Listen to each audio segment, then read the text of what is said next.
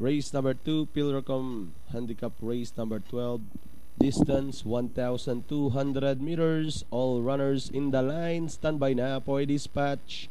And they're off. Musashi draws for your lead. Euromax at the center, being joined by Erica's Champ on the outside. Then Don Ronaldo is by the rail, catching the third spot.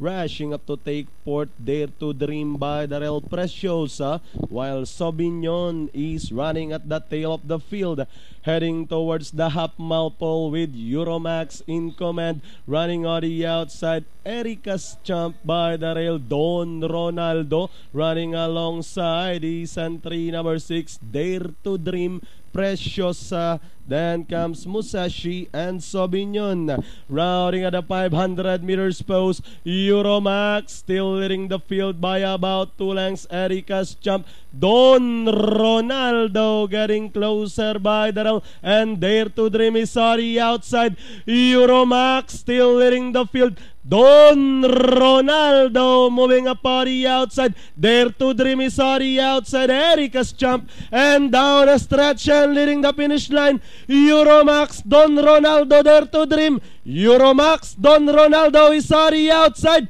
but Euromax winning this race over Don Ronaldo, Dare to Dream, Erica's Champ, Musashi, Precious.